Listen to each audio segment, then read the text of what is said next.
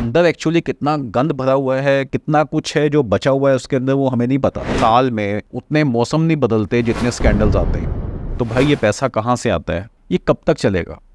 हमें सबको शॉर्टकट्स चाहिए, बेसिक इन्फॉर्मेशन ही नहीं है। सिर्फ दिहाड़ी लगाने के लिए हर इंसान जो है वो उसमें घुस गया है। सोसाइटी के तमाम प्लॉट्स क्यों रजिस्टर्ड नहीं हो सकते? रियल एस्टेट में आने के लिए लाइसेंसिंग क्यों नहीं बन सकती लोगों के पास? हर अनाड़ी आदमी, हर चलता फिरता आदमी काम करने के लिए ना आ जाए मुंह उठा के, और लोगों से सिर्फ खाली फ़ोन कॉल पे चार बातें सुना के आप उनसे लाखों करोड़ों रुपए की इन्वेस्टमेंट्स ना करवा दें।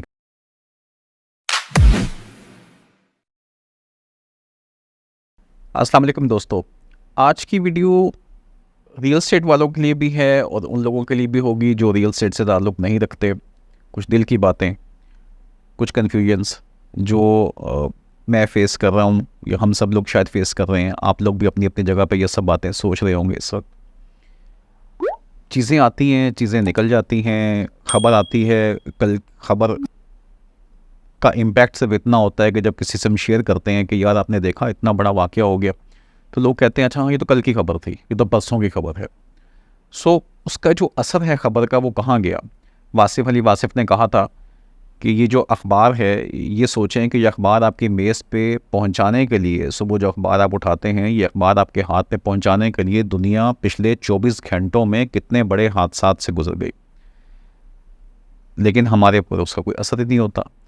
हमें ये मालूम हुआ कि दुबई लीक्स आती हैं, और दुबई लीक्स जो हैं वहाँ पे ये हमेशा लीक्स आती हैं। कभी कोई विकी लीक्स के नाम से आ रही हैं, कभी किसी लीक्स के नाम से आ रही हैं। अच्छा ये तो लीक्स है ना, मतलब कोई लीक हुई तो वो चीज़ निकल के बाहर आ गई। अब अंदर एक्चुअली कितना गंद भरा हुआ है, कितना कुछ है जो बचा हुआ है उसके अंदर, वो हमें नहीं पता।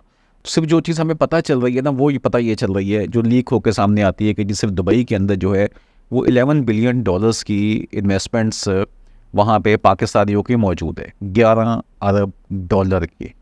अब अगर आप उस दौर में डॉलर का रेट 150 के हिसाब से मल्टीप्लाई कर लीजिए तो आपके सामने आ जाएगा 11 अरब डॉलर की इन्वेस्टमेंट प्रॉपर्टीज़ जो हैं। और ये 2 साल हैं, ये 2020 से 22 की बात हो रही है। सिर्फ 11 अरब डॉलर की इन्वेस्टमेंट वहाँ मौजूद है सिर्फ दुबई के अंदर।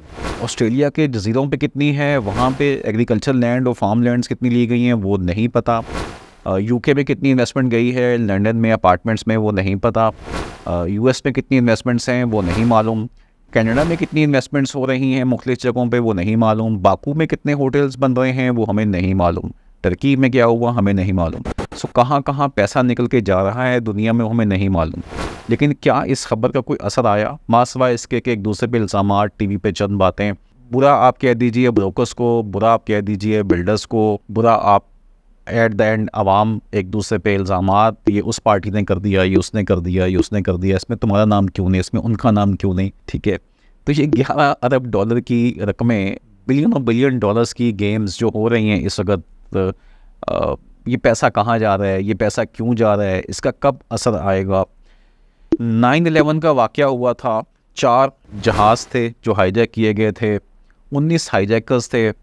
2 जहाज़ टकराए जाके वर्ल्ड ट्रेड सेंटर में मैनहट्टन में ट्विन टावर्स के साथ। आई थिंक 100+ स्टोरीज़ की टावर्स थे वो, 110 स्टोरीज़ के वो बिल्डिंग्स हैं, उन पे टकराए, वो गिरे। एक जहाज़ चला गया वर्जीनिया की तरफ, पेंटागन के ऑफिस में, वो वहाँ पे गिरा। एक जो है वो कहीं रास्ते में गिर गया, किसी जगह पे गिरा दिया या गिर गया, कुछ हो गया। इसके बाद 50 से ज़ायद इस्लामी ममालिक के साथ जो हुआ वो सबको मालूम है। 1.5 अरब की आपकी आबादी थी पूरी दुनिया में मुस्लिम्स की उस टाइम पे, अब तो बढ़ गई होगी। वो 1.5 अरब की आबादी के साथ जो हाल उन्होंने किया, हर मुसलमान जो है वो अपने आप को इनसिक्योर फील कर रहा था वेस्ट में हर जगह पे। इतना ज़्यादा उन्होंने उसको इन्वेस्टिगेट किया, इतना ज़्यादा वो उसके अंदर घुसे सही तरह से।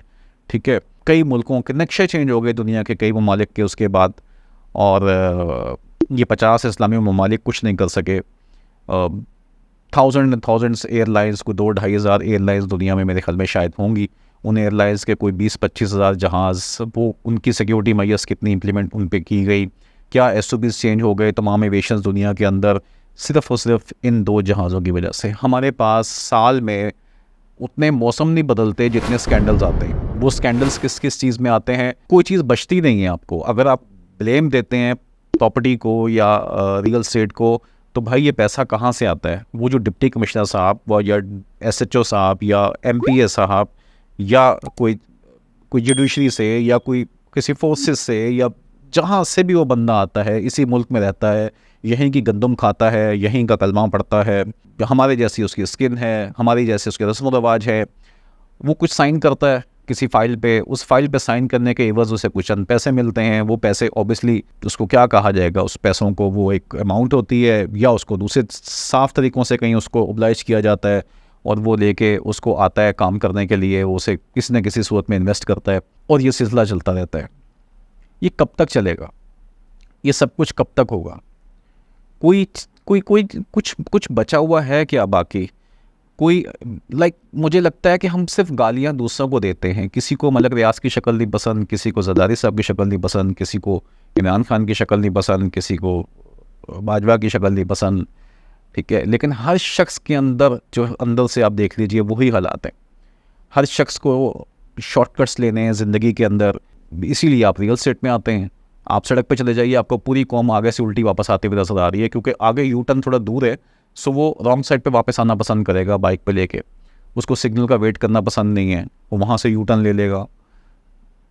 हम सबको शॉर्टकट्स चाहिए। आपको पता चल गया कि प्रॉपर्टी में 4 पैसे मिल रहे हैं, फाइलें इस तरह से बनेंगी, आप ओवर सेल कर दें, कोई पकड़ नहीं सकेगा। अब भले वो पान की दुकान पे भी फाइल बिक रही है, वो कोई फ़िलासफ़ी के प्रोफेसर साहब हैं वो भी उसमें आ गए हैं, कोई डॉक्टर साहब है वो भी पार्ट टाइम ये काम कर रहे हैं। मतलब क्या है यार?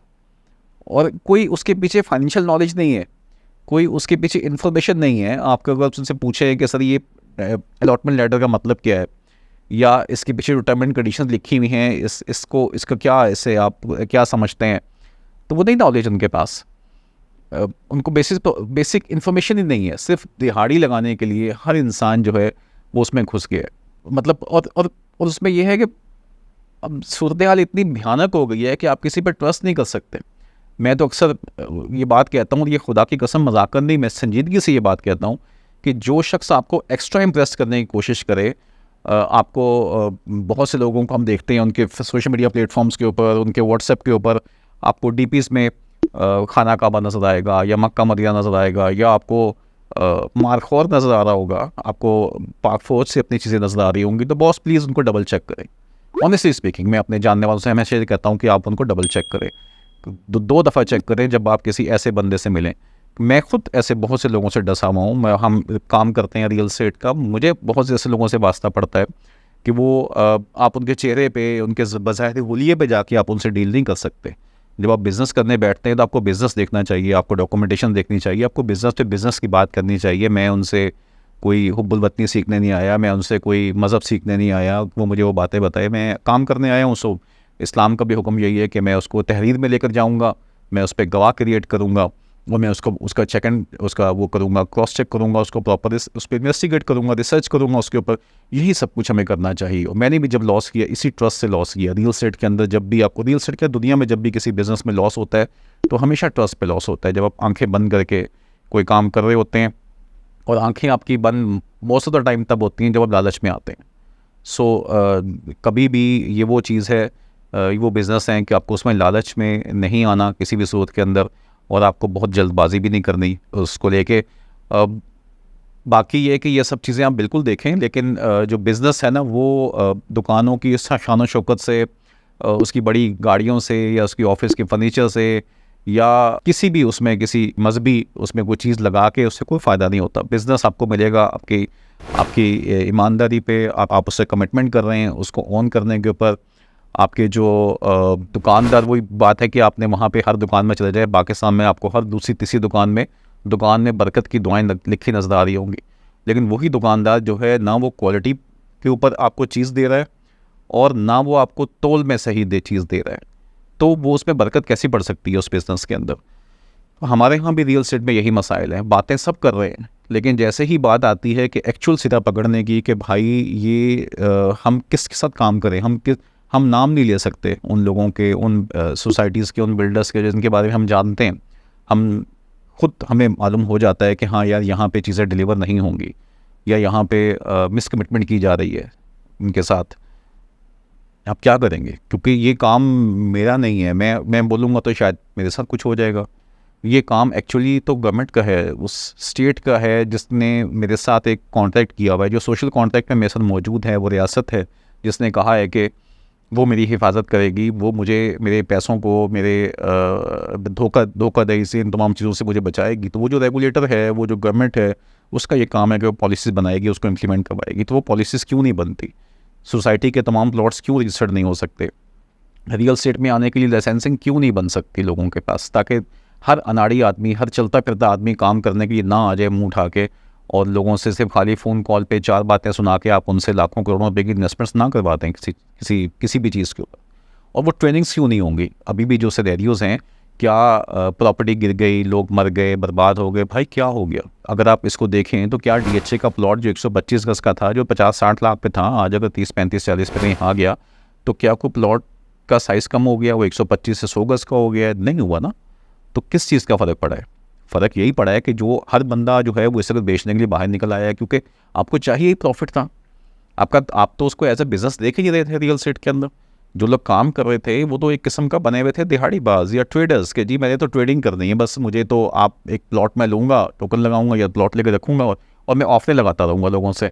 उन ऑफ़रों की वजह से भी एक बबल बनता चला जाता था मार्केट के अंदर। तो आपको दिन में सुबह उठें और बस आप किसी एक सेक्टर पे, किसी एक सोसाइटी पे या किसी एक चीज़ पे आप स्टार्ट कर दीजिए काम करना, और भर दें सारे व्हाट्सएप और फेसबुक की मार्केट प्लेसेस और इंस्टाग्राम पे और टिकटॉक पे और हर चीज़ पे, एंड दैट्स इट। और अब उसके बाद वो इतना उसकी हाइप क्रिएट होगी कि लोग वही मांगते फिरेंगे मार्केट के अंदर।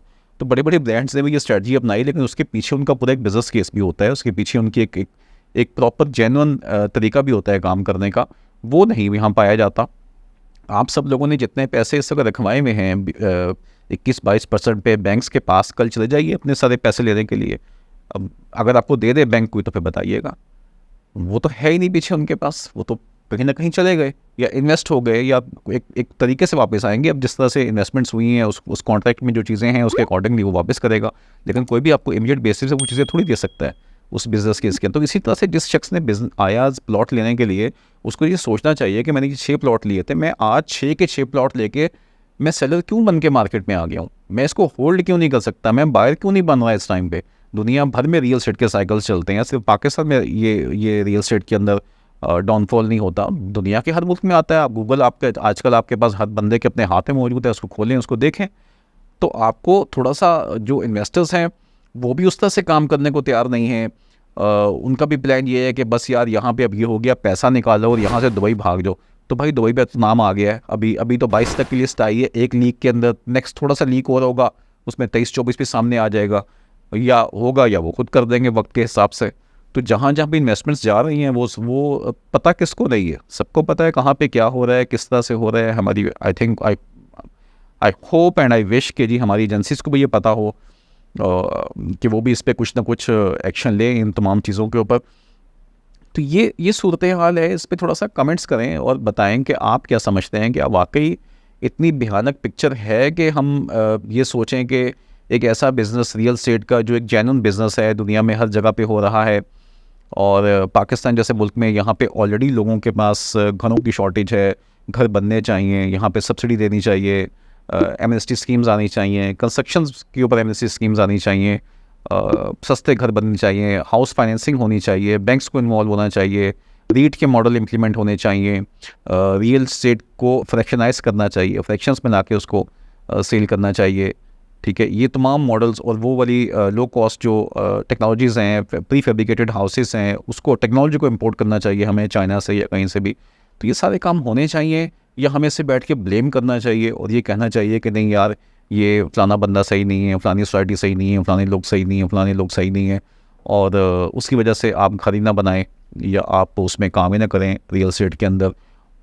क्या होना चाहिए आखिर? जो ब्रोकर्स हैं उनकी भी ट्रेनिंग से लाइसेंसिंग होनी चाहिए, प्रॉपर कोई कोर्सेज होने चाहिए, सर्टिफिकेशंस होनी चाहिए। वो सब चीज़ें जो दुबई में हो रही हैं ऑनलाइन सब हमें मिल जाते हैं, तो हम रूल्स एंड रेगुलेशंस वो यहाँ क्यों नहीं बन सकते? कौन सा ऐसी आबो हवा है पाकिस्तान की जो उन कवानीन को यहाँ पे काम नहीं करने देगी?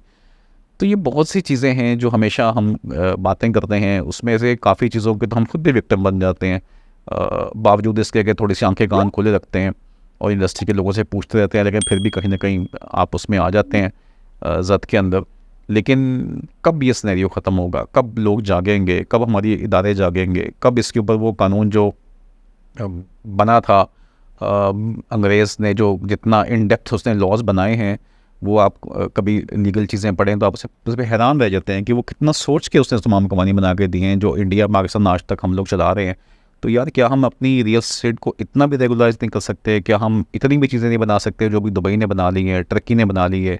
तो ये चीज़ें यहाँ हम इम्प्लीमेंट नहीं कर सकते कि यहाँ पे भी इन्वेस्टर्स आएँ, यहाँ पे भी काम आए, मल्टीनेशनल्स की इन्वेस्टमेंट हो, कॉर्पोरेट सेक्टर भी इसमें इन्वॉल्व हो, बड़े बड़े कमर्शियल प्रोजेक्ट्स बने यहाँ पे। हाँ, वर्टिकल रियल एस्टेट बननी चाहिए, इस वक्त ज़रूरत ही आपको वर्टिकल रियल एस्टेट की है। लैंड रिफॉर्म्स करें, एग्रीकल्चर को, लैंड को बचाएं, वर्टिकल जाएं जितना जा सकते हैं आप, 100 फ्लोर की बिल्डिंग्स बनाएं आप उसके अंदर। कब होगा ये सब कुछ? कैसे होगा? पता सबको सब कुछ है, कब होगा? कमेंट कीजिएगा, मुझे बताइएगा प्लीज़। Thank you. अस्सलाम वालेकुम।